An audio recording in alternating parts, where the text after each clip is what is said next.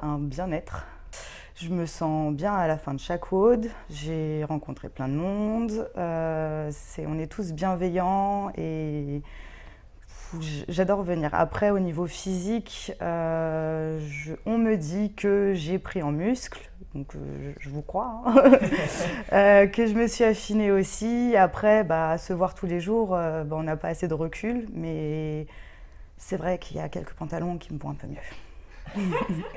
Coucou Lydia. Salut Hugo. Alors, est-ce que tu peux nous faire une petite présentation s'il te plaît? Moi c'est Lydia, j'ai 32 ans et puis je fais du crossfit depuis 6 mois exactement. Super. Et ben, qu'est-ce que tu faisais comme activité avant de commencer le CrossFit?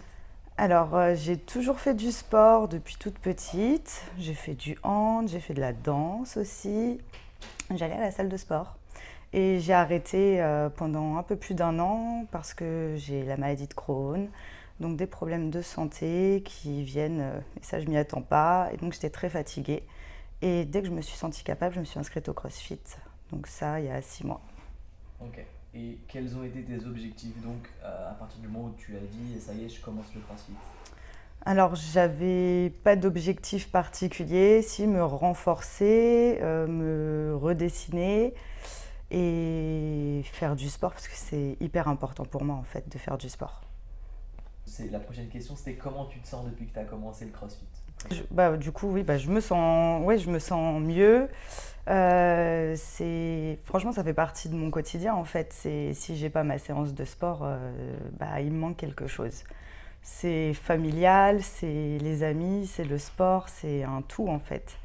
Après, au niveau de ma maladie, ça m'a donné envie de continuer, persister, et même si je suis fatiguée, je continue. Après, je sais m'arrêter quand il faut. En plus de ça, pendant 3 mois, j'ai eu mal au dos, je ne sais pas si c'est lié ou non, et tous les WOD ont été adaptés pour que je puisse continuer. Et ça, c'est super important. Et je vous remercie d'ailleurs, parce que je ne voulais pas lâcher. Enfin, ça fait que 6 mois et je ne voulais pas lâcher pendant 3 mois en fait. Ah, c'est super. Eh ben, ça rejoint un petit peu la prochaine question. Comment tu décrirais la boxe? La boxe, alors l'endroit, c'est dans un hangar, mais comme dans toutes les boxes.